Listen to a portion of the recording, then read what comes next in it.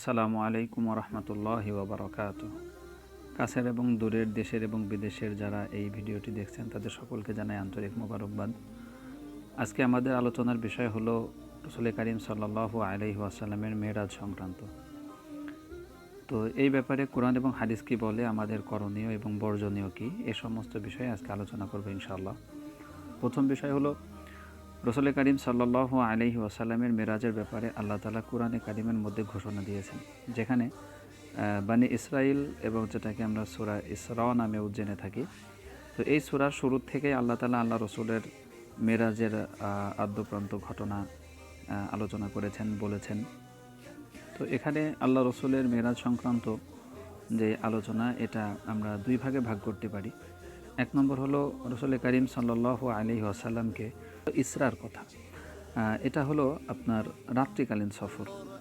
আর মেরাজের আলোচনা, যেটা মেরাজ শব্দের অর্থ হচ্ছে সিঁড়ি, ঊর্ধ্বগমন।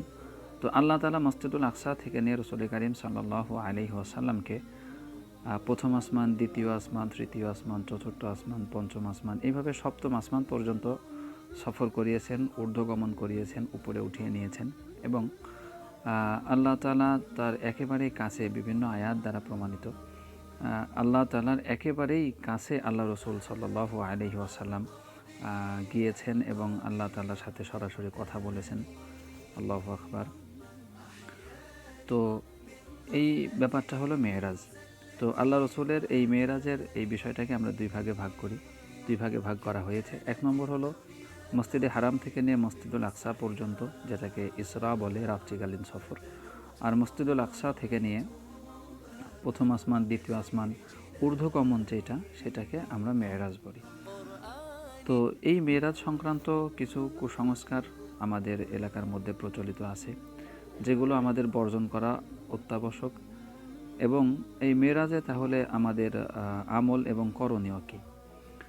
তো মেরাজ সংক্রান্ত সমাজের মধ্যে যে কুসংস্কার প্রচলিত আছে, সেটা হলো মেরাজ সংক্রান্ত রোজা, মেরাজ সংক্রান্ত ইবাদত, যেই দিন 27শে রজব আল্লাহ রসুল সাল্লাল্লাহু আলাইহি ওয়াসাল্লামকে আল্লাহ তাআলা মেরাজে নিয়ে যান। তো এই তারিখটা আমাদের সবার মাঝে প্রসিদ্ধ এবং আমরা সবাই এই বিষয়টা জানি। তো এই 27শে রজবকে আমরা কেন্দ্র করে সেই দিন রোজা রাখা বা তার আগে পরে রোজা রাখা, এরপরে ওই দিন রাত্রেকে বিশেষ গুরুত্ব সহকারে দলবদ্ধভাবে একত্রিত হয়ে ইবাদত করা, নামাজ কালাম, এগুলো আমাদের সমাজের মধ্যে প্রচলিত এবং খুব ভালোভাবে এটা প্রচলিত হয়ে গেছে এবং মানুষ এটাকে খুবভাবে গুরুত্বও দেয় যে এই দিন রোজা রাখতে হবে, এই দিন ইবাদত করতে হবে। আসলে মেরাজ সংক্রান্ত একেবারে কি পরিষ্কার কথা হলো, মেরাজ সংক্রান্ত কোনো ইবাদত নেই। না মেরাজের নিয়তে মেরাজ সংক্রান্ত কোনো রোজা আছে, না মেরাজ সংক্রান্ত নির্দিষ্ট সংখ্যক কোনো নামাজ আছে। সুতরাং মেরাজ যেটা হলো আমার আর আপনার জন্য করণীয় হলো এটা বিশ্বাস করা, অন্তর দিয়ে বিশ্বাস করা যে আল্লাহ তাআলা আল্লাহ রসুলকে দিয়ে মেরাজ করিয়েছেন। তিনি মসজিদুল হারাম থেকে নিয়ে মসজিদুল আকসা পর্যন্ত এবং সেখান থেকে ঊর্ধ্বগমন, জান্নাত, জাহান্নাম, আল্লাহ তাআলা সব কিছু তাকে দিয়ে সফর করিয়েছেন, গিয়েছেন, এতটুকু আমাদের বিশ্বাস করাই আমাদের মূল আমল। নির্দিষ্ট সংখ্যক রোজা বা ইবাদত, নামাজ, এগুলো মেরাজের কোনো আমল না। সুতরাং এটা আমাদেরকে পরিহার করা একান্তই জরুরি।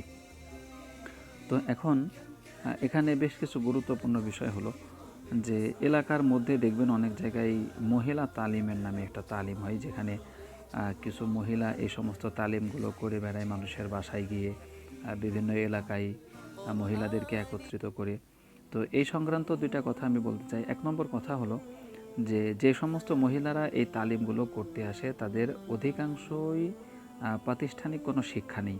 অর্থাৎ বলতে চাচ্ছি যে তারা কোরআন এবং হাদিস নিয়ে গবেষণামূলক বা প্রাতিষ্ঠানিকভাবে আলেমা পর্যন্ত পড়ালেখা করেছে, এরকম সনদ বা এইরকম কোনো প্রমাণ তাদের পাওয়া যায় না। তারা নিতান্তই দু একটা ইসলামিক বই, যেগুলো লাইব্রেরি থেকে কিনে বা ফুটপাত থেকে কিনে, এগুলো শিখে তারা বিভিন্ন ঘটনা, যেগুলো সত্যতার কোনো যাচাইও করা নেই, এই সমস্ত বিষয়গুলো শুনে তারা বিভিন্ন জায়গা থেকে পড়ে এই মহিলা তালিমের মাঠে নামছে। এটা খুবই মারাত্মক এবং ভয়ঙ্কর একটা ব্যাপার। এই ব্যাপারটা অবশ্যই আমাদের সচেতন হতে হবে, আমাদের বুঝতে হবে যে কারা তালিম করছে এবং তার শিক্ষাগত যোগ্যতা কতটুকু। দুই নম্বর বিষয় হলো যে আমরা যাদের কথা শুনবো তাদের অবশ্যই আইডেন্টিফাই করা উচিত। তাদেরকে অবশ্যই আমাদের তাদের ব্যাপারে জানা উচিত যে কে কথা বলছে, কোন জায়গার থেকে আসছে, তাদের শিক্ষাগত যোগ্যতা কী, এগুলো আমাদের জেনে তারপরে তাদের থেকে কথা নেওয়া, তাদের থেকে আমল নেওয়া, তাদের কথাগুলো জীবনে বাস্তবায়ন করার চেষ্টা করা।